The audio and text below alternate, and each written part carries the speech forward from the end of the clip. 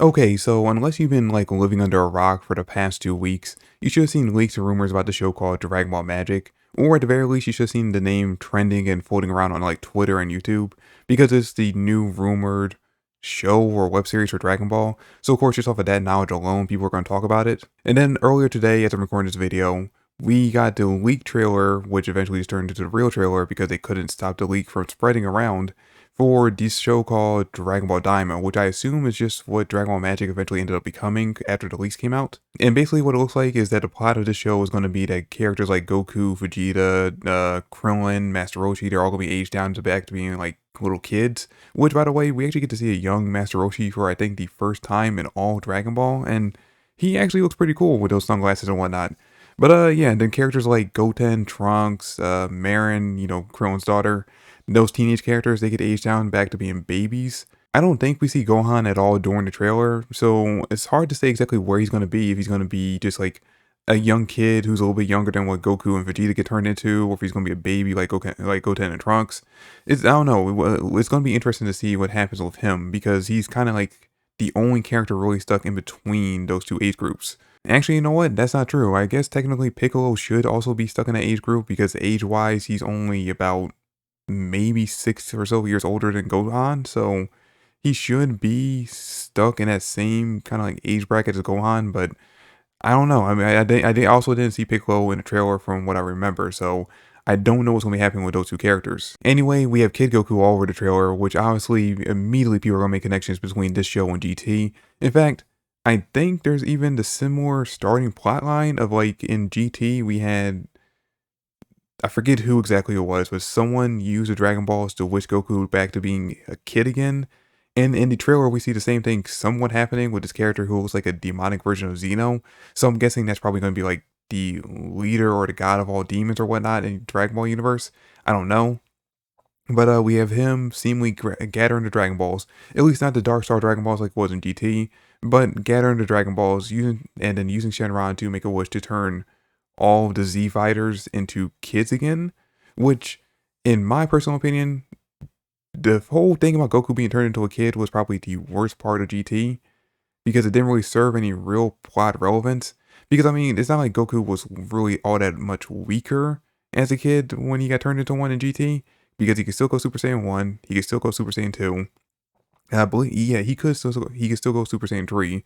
So technically, he was still basically the second strongest character in GT before he unlocked Super Saiyan 4, because I think Gohan at the time was still technically the strongest character in that series. Which, by the way, I always did kind of wonder this. I know Goten never actually ended up going on the journey with Goku and Trunks because Pan stuck aboard and, jump-started everything ahead of time. But why wasn't Gohan on that list to go on a journey to find the Dark Star Dragon Balls? You would think, the strongest character in the world, it would have made sense to take him, especially since he was one of the other characters who actually traveled through space originally when they had to go into space for the first time to go to, Namek and whatnot.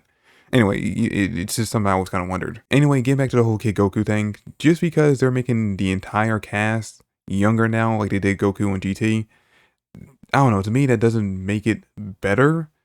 Just because everyone else is younger doesn't mean that it's going to be a better result than it was in GT. I still think it'll be interesting at the very least if these characters are aged back to like, or they're reverted back to the power level they had when they were these ages. So like if Goku is the same age he was at the beginning of Dragon Ball, then he can't fly anymore. He really shoot any like special beams like the Kamehameha, and then maybe that's the reason why we see him using the power pole a lot in the trailer, because he can't do any of that, which would actually be kind of cool because then that would mean Master Roshi, Vegeta, and if Gohan is, not a baby and he's actually of age around the same age as them, that would make the three of them the strongest characters in Dragon Ball during the series. Actually, you know what? No, scratch Master Roshi off that list because there's no real indication if he could actually use Ki Blast during that time. But at the very least, Gohan and Vegeta, if Gohan is aged back to like when he was like 6 years old or whatever, he was already a monster back then, even when he couldn't do anything. He was just, had the latent potential and the latent strength whenever he got angry. And Vegeta at that age, he was already out destroying planets and conquering races for Frieza. So he should be the strongest character there. He should be actually the only one who actually can use Ki Blast and whatnot. You know, the more I sit down and think about what could show up in the show and what they could do with it, like plot-wise, based on that, like, you know, the idea of, you know, Vegeta and Gohan being the two strongest because of their latent potential as kids, or, you know, Gohan's latent potential as a kid, and the fact that Vegeta was already at that age trained to fight when, like, invade alien planets, that actually makes it somewhat interesting. That actually kind of makes the idea of that show a little bit more interesting to me. Because originally when my friend sent me this, the trailer that came out for the official one, I was at work, so I didn't really have time to look at it too much. I watched it really quickly. I sent him back a few troll texts talking about the show. It was like, shit, you know, it's not something I'm ever going to watch.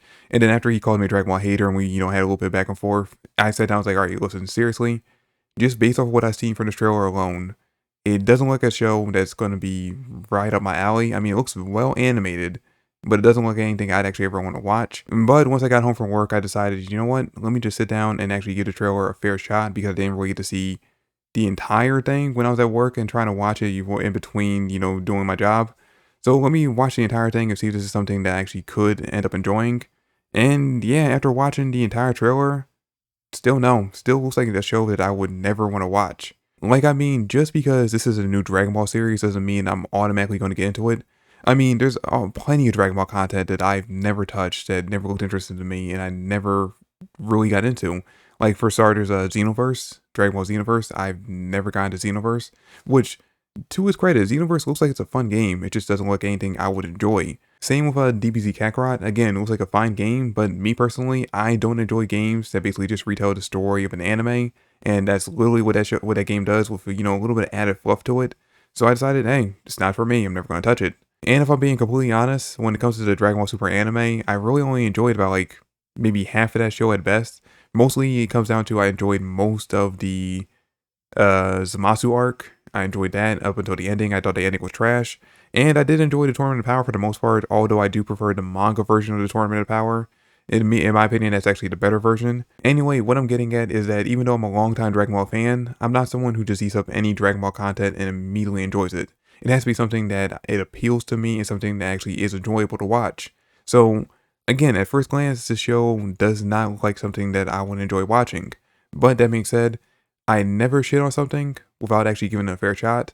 So when the show comes out, I'm going to give it what I think everyone should do, a 3-episode watch. Give it the first 3 episodes, see what it's like, you know, get a basic premise for what the show's going to be about, and see from those first 3 episodes if it's something I'm going to end up enjoying or something I'm just going to write off as another Dragon Ball project that I never got into. And I mean, it's not like there's not a chance that I will end up enjoying the show, because again, just off the top of my head, the ideas of where the show could go and what they could do with the show with like Goku being, you know, weaker than Vegeta and Gohan, you know, him not being able to use Ki Blast and not having to use the Power Pole, not being able to fly. Or actually, you know what? No. Now that I think about it, I think we did see Goku fly during the trailer. Regardless, like, if they can take the show into interesting places that I actually might end up enjoying. I think I saw that, the Supreme Kaoshin, I think I saw he was in the trailer as well, and he was aged down too. So it'd be interesting to see what his role in the show is, because it looks like he's also going on an adventure with Goku.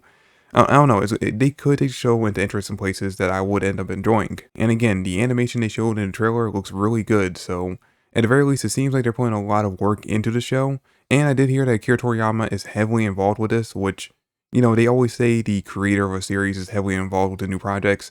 So it's kind of something that you gotta like take with a grain of salt. I'm gonna hope that he actually is more involved with this than he actually was with the Dragon Ball Super anime, and that hopefully with his involvement, this show actually will end up being something that's very fun to watch. Like, you know, maybe something that's not a serious plot, just take the idea they had with GT of, you know, them traveling the world or the universe and trying to find the Dragon Balls so they can wish Goku back to being a kid, you know, being a grown up again.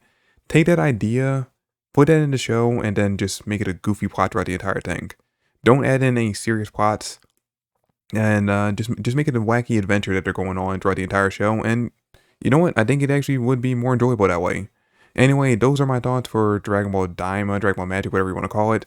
Let me know in the comment section down below what you guys thought about the trailer, and if you plan on watching the show or not. Again, I'm going to give it 3 episodes to see if it gets my attention.